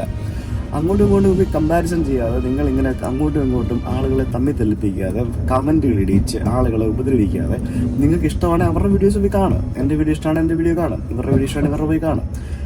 അല്ലാതെ കമ്പാരിസൺ ചെയ്യാൻ പാടില്ല. കമ്പാരിസൺ ചെയ്തു ഇപ്പം ഒരേപോലെ വീഡിയോകൾ ചെയ്യുന്ന ആളുകളെ തമ്മിൽ നിങ്ങൾ കമ്പാരിസൺ ചെയ്യും. അതല്ലാതെ പല ശൈലിയിലുള്ള ആളുകൾ തമ്മിൽ ദയവായിട്ട് കമ്പാരിസൺ ചെയ്യരുത്. That's not a fair thing. എനിക്ക് എൻ്റെ ശൈലിയുണ്ട്, അവർക്ക് അവരുടെ ശൈലിയുണ്ട്. അവർ ചെയ്യുന്നത് നല്ലതാണ്, മോശമാണെന്ന് ആരും പറയുന്നില്ല. എല്ലാവരും ചെയ്യുന്നത് നല്ലതാണ്. അത് ഇഷ്ടപ്പെടുന്നവർ ഏത് രീതിയിൽ കാണുന്നു എന്നുള്ളതാണ് ഇതിൻ്റെ ഒരു വസ്തുത എന്ന് പറയുന്നത്. എൻ്റെ യാത്രകൾ ആദ്യം മുതൽ കാണുന്നവർക്കറിയാം, ഞാൻ ഇങ്ങനെ തന്നെയാണ്. ഞാനൊരു മാറ്റങ്ങളും വരുത്തിയിട്ടില്ല. ഞാൻ പണ്ട് മുതൽ എങ്ങനെയാണോ യാത്ര ചെയ്യുന്നത് അതേപോലെ തന്നെയാണ് ഞാൻ യാത്ര ചെയ്യുന്നത്. ഞാൻ യാത്ര ചെയ്യുമ്പോൾ ഞാൻ ലക്ഷറി കാണിക്കും, ഞാൻ സാധാരണ രീതിയിൽ യാത്ര ചെയ്യും, ഞാൻ കാറിൽ യാത്ര ചെയ്യും, ബസ്സിൽ യാത്ര ചെയ്യും, ബിസിനസ് ക്ലാസ്സിൽ യാത്ര ചെയ്യും, എക്കണോമിയിൽ യാത്ര ചെയ്യും, കൂടിയ ട്രെയിനുകളിൽ യാത്ര ചെയ്യും, കുറഞ്ഞ ട്രെയിനുകളിൽ യാത്ര ചെയ്യും. ഞാൻ എപ്പോഴും വളരെ വ്യത്യസ്തമായിട്ട് എൻ്റേതായിട്ടുള്ള രീതിയിലാണ് യാത്ര ചെയ്യുന്നത്. ഒരു സാധാരണക്കാരന് ഫാമിലിയോടൊപ്പം അല്ലെങ്കിൽ ഒരു സാധാരണക്കാരൻ എങ്ങനെ യാത്ര ചെയ്യാൻ പറ്റുമോ ആ രീതിയിലാണ് ഞാൻ യാത്ര ചെയ്യുന്നത്. എനിക്ക് ഹിച്ച് ഹൈക്കിംഗ് ചെയ്യാൻ ഞാൻ ശ്രമിച്ചിട്ടുണ്ട്, ഹിച്ച് ഹൈക്കിംഗ് ചെയ്തിട്ടുണ്ടില്ലെന്ന് ഞാൻ പറയുന്നില്ല. ഹിച്ച് ഹൈക്കിംഗ് ചെയ്യുന്ന ആൾക്കാർ അതിൻ്റെ എഫേർട്ട് എന്ന് പറയുന്നത് വേറെയാണ്.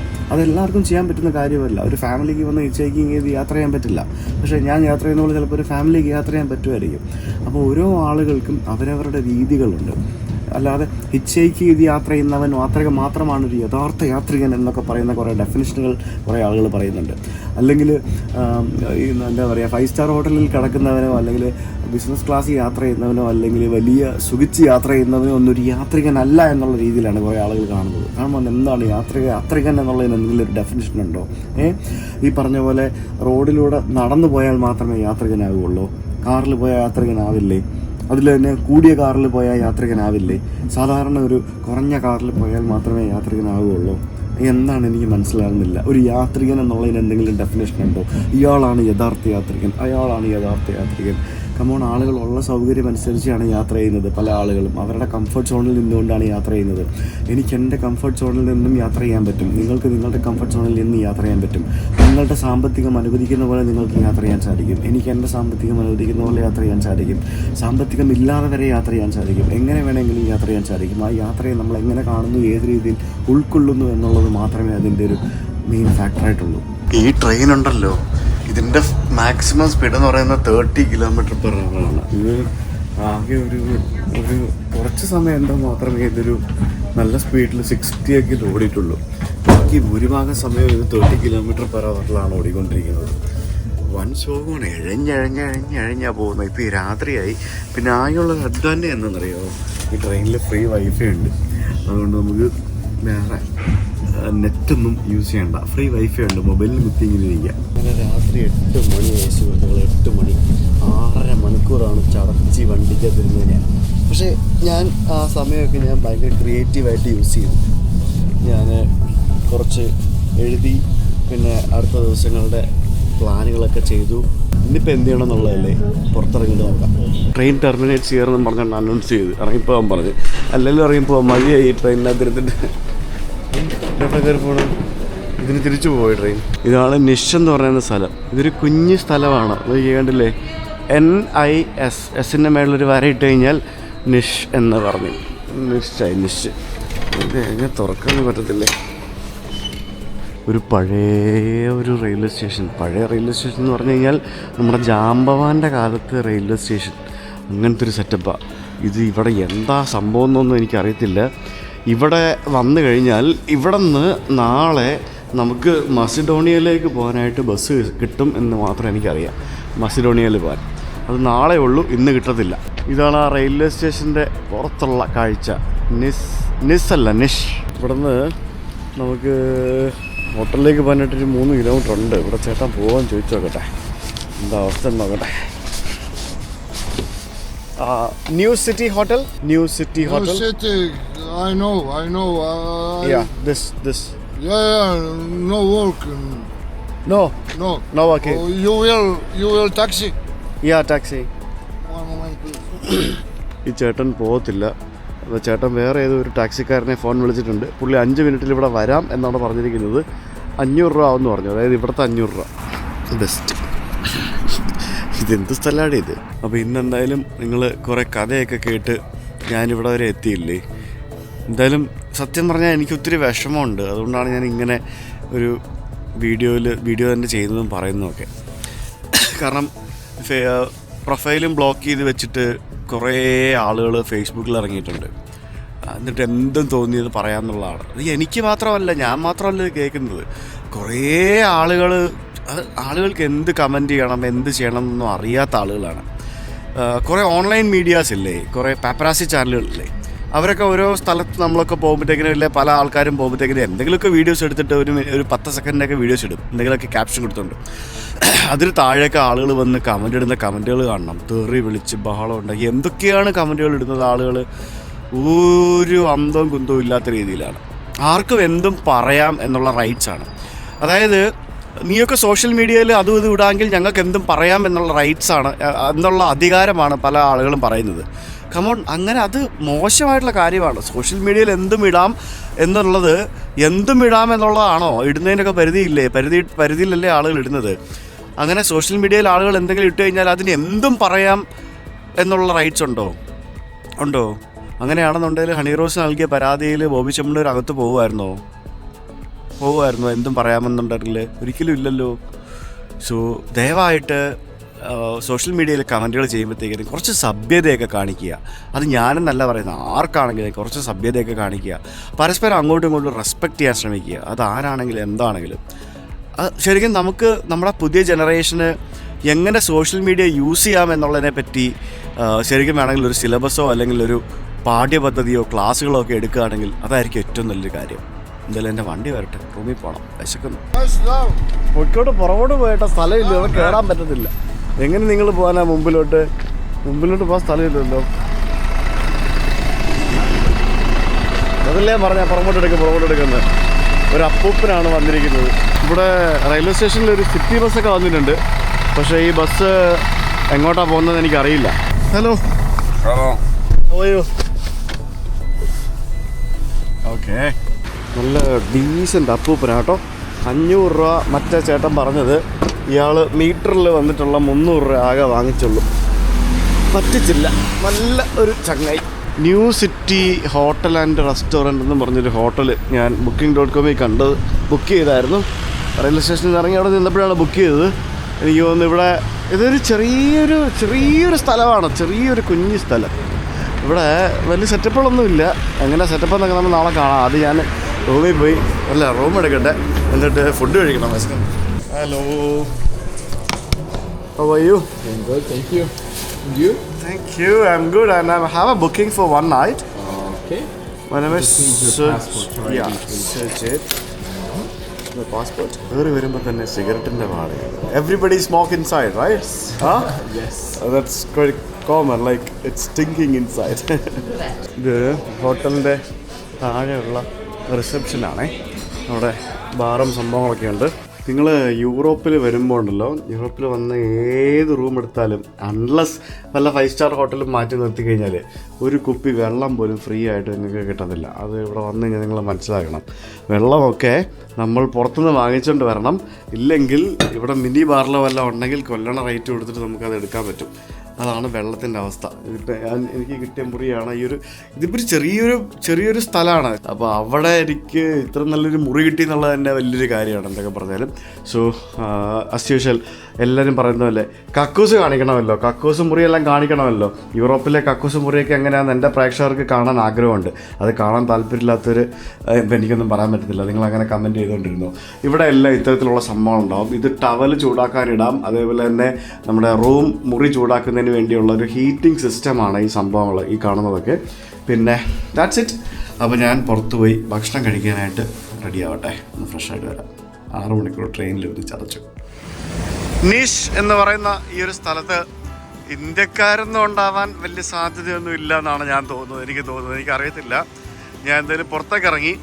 നമ്മളിപ്പോൾ ഉള്ളത് നിങ്ങൾക്കറിയാമല്ലോ, സെർബിയയാണ്. സെർബിയ എന്ന് പറയുന്ന ബാൽക്കൻ രാജ്യമാണ്. ഇതൊക്കെ പണ്ട് യുഗോസ്ലാവിയയുടെ ഭാഗമായിരുന്ന സ്ഥലങ്ങളാണ്.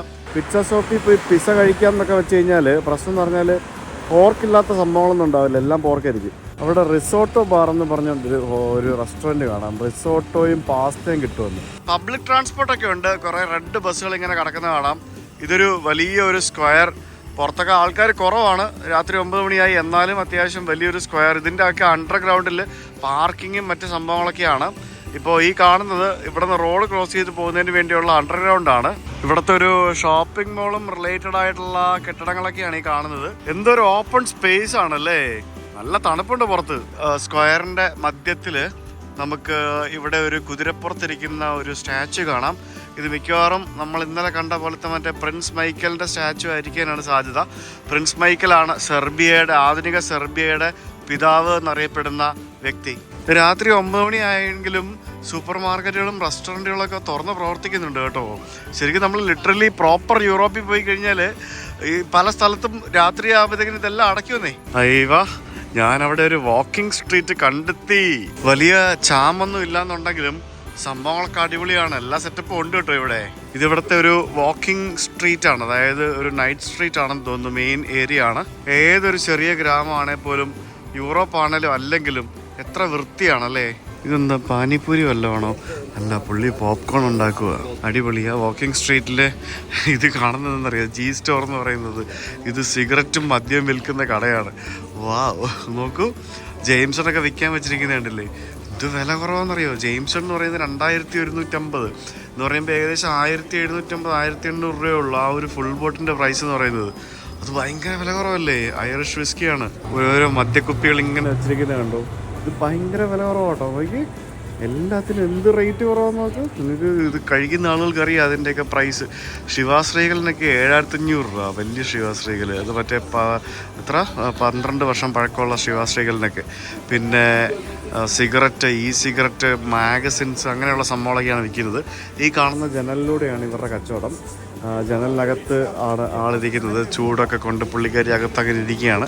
പുറത്തോടെ ഇങ്ങനെ ആളുകൾ വരുന്നു, ഓരോന്ന് വാങ്ങുന്നു. ഐസ്ക്രീമും ഉണ്ട്. എൻ്റെ കണ്ണുകളെ എനിക്ക് വിശ്വസിക്കാമോ, റെസ്റ്റോറൻറ്റ് ഷാങ്കായ് എന്നും പറഞ്ഞുകൊണ്ട് ഒരു റെസ്റ്റോറൻറ്റ് കാണുന്നു. അടിപൊളി.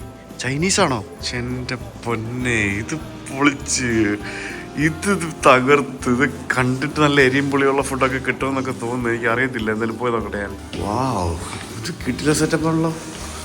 ഇത് ഓപ്പണാണോ? ഞാൻ അറിയാം. ഓപ്പണാണല്ലോ. ഇത് അധികം ആൾക്കാരും വലിയ കുല്ലണ റേറ്റ് ഒന്നുമില്ല, എന്നാലും ഉണ്ട് റേറ്റ് അത്യാവശ്യം. ഞാനൊരു നൂഡിൽസ്, ഒരു ചിക്കൻ്റെ ഒരു ഡിഷ് ഓർഡർ ചെയ്തു. സെർബിയയിലെ ഒരു ഗ്രാമത്തിൽ വന്നിട്ട് ചൈനീസ് ഫുഡ് കഴിക്കാൻ പറ്റുമെന്ന് ഞാൻ ആക്ച്വലി വിചാരിച്ചല്ല. ചൈനീസ് ടീ കുടിക്കുന്ന ഫീൽ കിട്ടാൻ വേണ്ടി ഇത് കണ്ടില്ലേ, കാണുമ്പോൾ വലുതാന്ന് തോന്നുന്നു. പക്ഷേ ചെറിയ ഗ്ലാസ്സാണ്, ചെറിയൊരു മഗ്നറ്റാണ് കൊണ്ട് തന്നിരിക്കുന്നത്. ഇങ്ങനെ ചെറിയ ഗ്ലാസ്സിൽ കുടിക്കാൻ. വാവ്, ലുക്സ് അപ്പീലിങ് അല്ലേ, കൊള്ളാം അല്ലേ. ചിക്കൻ വിത്ത് ബെൽ പെപ്പേഴ്സ്, മഷ്റൂംസ്, പെപ്പർ എല്ലാം കിട്ട സാധനം. മോനെ, ഇത് കൊള്ളാം. ഇത് പൊളിച്ച് കാണുമ്പോൾ തന്നെ അറിയാം നല്ലതായിരിക്കും. ഒന്ന് കഴിച്ചോക്കട്ടെ. അടിപൊളിയാണോ? എനിക്ക് തോന്നുന്നു ഇത് ഏഷ്യൻസ് നടക്കുന്നത്, അല്ലെങ്കിൽ ടേസ്റ്റ് ഉണ്ടാക്കാൻ പറ്റില്ല. ഞാനിത് സെർബിയിൽ തന്നെയാവും. മോനെ, എൻ്റെ നൂഡിൽസ് വന്ന് ഫ്രൈഡ് നൂഡിൽസ്. ഇത് മറ്റേ കവറിനകത്ത സാധനമാണെന്ന് തോന്നുന്നു കേട്ടോ. എന്നാലും കഴിച്ചു നോക്കട്ടെ. എന്തോ ഒരു ഫേമസ് നൂഡിൽസ് ഉണ്ടല്ലോ, എൻ്റെ പേരെ മറന്നു. എൻ്റെ ഭാര്യ എപ്പോഴും കഴിക്കുന്നതാണ്. അതുപോലെ ഉണ്ട്. അതന്നെ സാധനം. ഇത് കൊള്ളാട്ടോ. അത് ഫുള്ള് ഞാൻ തീർത്ത് നക്കി പഠിച്ച് തീർത്ത്. ഇത് ആ ചായ, ആ ചിക്കൻ, ആ നൂഡിൽ ഭയങ്കര ക്വാണ്ടിറ്റി ഉണ്ടായിരുന്നു. അതെല്ലാം കൂടെ 1000 രൂപയാണ്. 1000 ഇന്ത്യൻ രൂപ. ചൈനക്കാരായിരുന്നു അത് ഉണ്ടാക്കിക്കൊണ്ടിരുന്നത്. ഒരു പാചകക്കാരനും എനിക്കൊന്നൊരു കപ്പിളാണെന്ന് തോന്നുന്നു. അവർക്ക് ഇംഗ്ലീഷ് ഒന്നും അറിയത്തില്ല. ആകെ ഒരു സ്റ്റാഫ് ഉണ്ട്, ആ പുള്ളിക്കാരൊക്കെയാണ് ഇംഗ്ലീഷ് അറിയാവുന്നത്. ബാക്കി ചൈനീസ് ആൾക്കാരായിരുന്നു. It was really good. എനിക്ക് ഇഷ്ടപ്പെട്ടു. ഞാൻ എന്തോ കണ്ട് കയറിയതാണ്. ഇവിടെ വേറെ ഷോപ്പിംഗ് മോളൊക്കെ ഉണ്ട് കേട്ടോ. ഇവിടെ രാത്രി ആയപ്പോഴത്തേക്കിനും വൈബായി വരുന്നുണ്ടല്ലോ. ഷാങ്കായ് റെസ്റ്റോറൻറ്റിന്റെ പരസ്യം ലൈറ്റിൽ ഇങ്ങനെ തുള്ളിക്കളിച്ച് നടക്കുന്നു. നിരത്തുകളൊക്കെ കാലിയാണ്, വലിയ തിരക്കൊന്നുമില്ല. ശരിക്കും ഈ വലിയ സിറ്റീസിലൊക്കെ പോകുന്നതിൽ എന്തല്ല അല്ലേ ഈ ചെറിയ ടൗണുകളിലൊക്കെ വരുന്നത്. ഇവിടെയൊക്കെയുള്ള ATM മെഷീനുകളിൽ നമുക്ക് ലോക്കൽ കറൻസിയും അതേപോലെ തന്നെ യൂറോയും ഒക്കെ വിഡ്രോ ചെയ്യാൻ സാധിക്കും. ചില രാജ്യങ്ങളിലൊക്കെ ഞാൻ അങ്ങനെ കണ്ടിട്ടുണ്ട്. ലോക്കൽ കറൻസിയും അതേപോലെ യൂറോ അല്ലെങ്കിൽ ഡോളറൊക്കെ വിഡ്രോ ചെയ്യാൻ സാധിക്കുന്ന രീതിയിലുള്ള ATM മെഷീനുകൾ. ദൈവമേ, അതെന്തോ സംഭവം? മാക്സ് ബെറ്റ് സ്ലോട്ട് ക്ലബ്ബോ അതെന്തോ എനിക്കറിയത്തില്ല. എന്തോ ക്ലബ്ബാണെന്ന് തോന്നുന്നു. ലൈറ്റൊക്കെ ഇങ്ങനെ മാറി മറിയുന്നതാണ്ടാ. ഇത് കൊള്ളാട്ടോ. ഇത് ഞാൻ ഈ സ്ഥലത്തെ അണ്ടർ എസ്റ്റിമേറ്റ് ചെയ്തതാണ് കേട്ടോ. സംഭവം സെറ്റപ്പാണ്. രാത്രി 10 മണിയായിട്ടും ഇത്രയധികം ആൾക്കാരൊക്കെ പുറത്തുണ്ടെന്നുണ്ടെങ്കിൽ that is something really good എന്ന് വേണമെങ്കിൽ പറയണം. ക്ലബ്ബുകളുടെയും ബാറുകളുടെയൊക്കെ മുമ്പിൽ നിന്നും ഇറങ്ങി വരുന്ന ആളുകളെ കൊണ്ടുപോകാനായിട്ട് കാത്തുകെട്ടി നിൽക്കുന്ന ടാക്സിക്കാർ. ഇതിവിടുത്തെ ഏതോ ഒരു ഫേമസ് ബാറാണെന്ന് തോന്നുന്നു. നല്ല ലുക്കുള്ളൊരു കിഡിലൻ ഒരു ഹെറിറ്റേജ് ബാർ. ആ ബാറിൻ്റെ മുമ്പിൽ രണ്ട് പുരുഷന്മാരിങ്ങനെ മദ്യപിച്ചുകൊണ്ടിരിക്കുകയാണ്. അതിനിടയ്ക്ക് ഒരു പട്ടി വന്നിരിക്കുന്നു. ആ പട്ടിയെ ഇങ്ങനെ അവർ എന്തോ തലോടുകയോ ആട്ടി ഓടിക്കുകയോ അങ്ങനെ എന്തോ ചെയ്യുന്ന രീതിയിലുള്ള ഒരു സ്റ്റാച്യു. ഇതൊക്കെ മറ്റേ വാട്ടർ ഡിസ്പെൻസിങ് സംഭവമാണ്. നമുക്ക് കുടിവെള്ളം കൊടുക്കുന്ന സാധനങ്ങളാണ്. ഇപ്പോൾ അതിനകത്തൊന്നും വെള്ളമൊന്നും വരുമായിരിക്കും ചില സമയത്ത്. ഓ മാൻ, ഇവിടെ കുറേ പബ്ബുകളും ബാറുകളും ഒക്കെ ഉണ്ട്. ഡെലിവറി ബോയ്സ്, പിന്നെ ഫ്ലോ കഫേ ബാർ. ഈ ഒരു ചെറിയ സ്ഥലത്തും ഇമിഗ്രൻസ് ഒന്നും ഉണ്ടാവില്ല എന്ന് ഞാൻ കരുതിയതാണ്. പക്ഷേ നമ്മൾ ഫസ്റ്റ് കയറി ഭക്ഷണം കഴിച്ച ചൈനീസ് റെസ്റ്റോറൻറ്റ് മുതൽ ഞാൻ കാണുകയാണ്. ഇപ്പോൾ കണ്ട ഡെലിവറി ബോയ് ചേട്ടൻ, പുള്ളി എനിക്ക് തോന്നുന്നു ബംഗ്ലാദേശിയോ അങ്ങനെ എന്തോ ഉള്ള ഒരാളായിരുന്നു. സെർബിയ എന്ന് പറഞ്ഞ രാജ്യത്തെ ഈ ഒരു ചെറിയ സ്ഥലത്ത് പോലും ഇമിഗ്രൻസ് ഒക്കെ വന്ന് കൂടുന്നു എന്നൊക്കെ പറയുമ്പോഴേ. ആ കഫേയുടെ പേര് കണ്ടില്ലേ, ടെസ്ല കഫേ. നമ്മുടെ എലോൺ മസ്കിൻ്റെ ടെസ്ല അല്ല കേട്ടോ. ഞാൻ ഇന്ന് പറഞ്ഞില്ലേ, നമ്മുടെ വൈദ്യുതി ഉണ്ടാക്കിയ, ആൾട്ടർനേറ്റീവ് കറന്റ് ഉണ്ടാക്കിയ നിക്കോള ടെസ്ല. ചെറിയ റെസ്റ്റോറൻറ്റുകളാണ്. തണുപ്പായിട്ട് പുറത്ത് ആൾക്കാരില്ലെന്നേ ഉള്ളൂ, എല്ലാത്തിൻ്റെ അകത്ത് നിറച്ച ആൾക്കാരുണ്ട്. ഇവിടെ ഫ്രൈഡേസ് വൻ വൈബായിരിക്കും. ദൈവമേ, ഇവിടെ ചൈനക്കാരിഷ്ടം പോലെ ഉണ്ടോ? ഇതെന്താ സംഭവം? വീണ്ടും ഒരു ചൈനീസ് റെസ്റ്റോറൻറ്റ്, അതും ഫൈൻ ഡൈനിങ്. ആ കാണുന്ന ബിൽഡിങ്ങിൻ്റെ മേലെ ഇതിൻ്റെ അടിയിലൊക്കെ എന്തോ സംഭവങ്ങളൊക്കെ ഉണ്ട് കേട്ടോ. അതിൻ്റെ ഇതാണ് കാണുന്നത്. നമുക്കിതൊക്കെ നാളെ വന്ന് എക്സ്പ്ലോർ ചെയ്യാം. ഇവിടെ ഒരു ഐഡിയ സൂപ്പർ മാർക്കറ്റ് ഉണ്ട്. നമുക്ക് അവിടെ കയറിയിട്ട് ഒരു കുപ്പി വെള്ളമൊക്കെ വാങ്ങിച്ചുകൊണ്ട് പോകാം. ഞാൻ യൂഷ്വലി ഇപ്പോൾ കുപ്പി വാങ്ങാറില്ല. പല സ്ഥലത്തും റീഫിൽ ചെയ്യാനാണ് പതിവ്. ഇന്നെനിക്ക് വെള്ളം റീഫിൽ ചെയ്യാൻ പറ്റിയില്ല അവിടെ. ഞാനേ ഈ കടയിൽ കയറിയിട്ട് ഇതിനകത്തെ പ്രൈസിങ് എല്ലാം കണ്ട് സത്യം പറഞ്ഞാൽ ഞാൻ ഞെട്ടിപ്പോയി. ഈ ഒരു കുപ്പി വെള്ളത്തിന് ഇവിടുത്തെ 59 രൂപ എന്ന് പറയുമ്പോഴത്തേക്കിന് അപ്രോക്സിമേറ്റ് നമ്മുടെ നാട്ടിലെ 45-50 രൂപ വരും. അകത്ത് പച്ചക്കറിയുടെ പ്രൈസ് കണ്ടിട്ടാണ് ഞാൻ ഞെട്ടിപ്പോയത്. അതായത് 1 കിലോ സവാളയ്ക്ക് 40 രൂപ, പിന്നെ 1 കിലോ ക്യാബേജിന് 50 രൂപ, 1 കിലോ കിഴങ്ങിന് 35-40 രൂപ കിലോയ്ക്ക്. ഞാൻ നോക്കി, നമ്മളെ കൺവേർട്ട് ചെയ്ത് നോക്കിയാണ്. അത് ഞെട്ടിപ്പോയി. അത് നമ്മുടെ നാട്ടിൽ പോലും ചില സമയത്ത് അതിൽ കൂടുതൽ വരില്ലേ പച്ചക്കറിക്കൊക്കെ. ഇവിടെ അത്ര ഉള്ളോ? അല്ല അത്ര ഉള്ളോ? UK പോയി കഴിഞ്ഞാൽ നമ്മൾ പൗണ്ടുകളിലാണ് വില. അത് കാണുമ്പോഴത്തേക്കിനും കിളി പോകും. പക്ഷെ ഇത് അങ്ങനെ ഒരു ഞെട്ടിപ്പോയി കേട്ടോ. ഇത്രയും അഫോർഡബിൾ ആണോ സെർബിയ എന്ന രാജ്യം എന്ന് ഞാനിങ്ങനെ ആലോചിക്കുകയായിരുന്നു. ഞാൻ ആ കടയിൽ നിന്ന് 50 രൂപയ്ക്ക് വാങ്ങിച്ച ആ വെള്ളം ഇതുപോലെയുള്ള കടകളിൽ നിന്നും വാങ്ങണമെങ്കിൽ ഞാൻ 80 രൂപ മുതൽ 100 രൂപ വരെ കൊടുക്കണം. അതിൻ്റെ റീസൺ എന്ന് പറയുന്നത് ഇവിടെ ഒന്നും MRP എന്ന് പറഞ്ഞൊരു സംഭവമില്ല. അതായത് നമ്മുടെ നാട്ടിൽ നമുക്കുള്ള മാക്സിമം റീറ്റെയിൽ പ്രൈസ് എന്ന് പറയുന്ന പോലെ ഇവിടെ അങ്ങനെ ഒരു സംഭവമില്ല. ഇവിടെ ആർക്കും ഏത് സ്ഥലത്തും തോന്നിയ രീതിയിൽ റേറ്റ് ഈടാക്കാം. ഒരുമാതിരിപ്പെട്ട ഇന്ത്യക്ക് പുറത്ത് മിക്ക രാജ്യങ്ങളിലും അങ്ങനെ തന്നെയാണ്, നമുക്ക് എല്ലാവർക്കും അറിയാം. MRP എന്ന് പറഞ്ഞൊരു കൺസെപ്റ്റ് ഇന്ത്യയിലാണല്ലോ. ആ കാര്യത്തിൽ നമ്മൾ ശരിക്കും കടപ്പെട്ടിരിക്കണം. നമ്മുടെ ആ ഒരു കൺസെപ്റ്റ് എല്ലാ രാജ്യങ്ങളിലൊന്നും ഇല്ല. പല സ്ഥലത്തും പല റേറ്റാണ്. കോമ്പറ്റീറ്റീവ് ആണെന്നുകൊണ്ടേ ഉള്ളൂ. പെട്രോളിനും ഡീസലിനും പോലും എൻ്റെ പമ്പിൽ എനിക്ക് ഇഷ്ടമുള്ള റേറ്റ് ഈടാക്കാം. അപ്പുറത്തെ പമ്പിൽ വേണമെങ്കിൽ അവന് 10 പൈസ കുറച്ച് കൊടുക്കാം. അങ്ങനെയാണ് പല സ്ഥലത്തും. നമ്മൾ ചുമരൊട്ടിക്കരുതെന്ന് പറയില്ലേ, ഇവിടെ എല്ലാം ഇതുപോലെ ഓരോ സ്റ്റിക്കറുകൾ ഒട്ടിച്ച് ചുമരുകളെല്ലാം ഇത്തരത്തിൽ പണ്ടത്തെ നമ്മുടെ സിനിമാ പോസ്റ്റർ ഒട്ടിക്കുന്ന പോലത്തെ പരിപാടികളൊക്കെ ചെയ്തു വെച്ചിരിക്കുന്നുണ്ടോ. നമ്മുടെ പ്രൊട്ടസ്റ്റും പ്രതിഷേധവും ഒക്കെ ക്യാപിറ്റൽ സിറ്റിയിൽ മാത്രം ഉള്ളെന്നാണ് തോന്നുന്നത്. ഇവിടെ ഒന്നും അത്തരത്തിലുള്ള സംഭവങ്ങളൊന്നും കാണുന്നില്ല. ഇനി ഉണ്ടോ എന്നുള്ളത് നാളെ രാവിലെ എണീറ്റ് നോക്കുമ്പോൾ അറിയാൻ പറ്റും. നമ്മൾ ബെൽഗ്രേഡിൽ രാത്രി പോയ സമയത്തും ഭയങ്കര വൈബായിരുന്നു. രാവിലെയാണ് ശരിക്കുള്ള കാഴ്ച കണ്ടത്. എന്തായാലും രാത്രി 10 മണിയായിട്ടും പുറത്തൊക്കെ ഇത്ര ആൾക്കാരുണ്ട്, ഇത്രയും വണ്ടികളൊക്കെ ഓടുന്നതൊക്കെ കാണുമ്പോഴത്തേക്കും I feel so happy here. എന്തായാലും ഏതോ രാജ്യം, ഏതോ ഒരു നഗരം, ഒരു കുന്തോ അറിയാതെ ഒന്നും അറിയാതെ ഈ നഗരത്തിലെ ഏക ഫോറിനർ വിസിറ്റർ ടൂറിസ്റ്റ് ചെയ്യാനായിരിക്കും. വേറെ ആരും ഉണ്ടാവില്ല.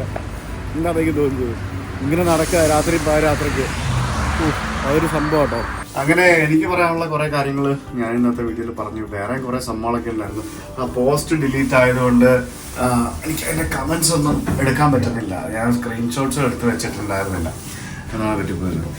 പോസ്റ്റ് ഡിലീറ്റ് ആയതല്ല, ഞാൻ ആ പേജിൻ്റെ ഓണർക്ക് മെസ്സേജ് അയച്ച് ഡിലീറ്റ് ചെയ്യാമോ എന്ന് ചോദിച്ചാൽ ഡിലീറ്റ് ചെയ്തതാണ്. കാരണം എനിക്ക് തന്നെ അത് കണ്ടിട്ട് ആളുകൾ അതും ഇതും പറയുന്നത് കണ്ടിട്ട് എനിക്ക് തന്നെ ഭയങ്കര ഇൻസൾട്ടിങ് ആയിപ്പോയി. പുള്ളിക്കും ആകെ വിഷമമായിപ്പോയി. നമ്മുടെ പുസ്തകം ഉണ്ടല്ലോ INB ഡയറീസിൻ്റെ 2ാം പതിപ്പ് ഇറങ്ങിയിട്ടുണ്ട്.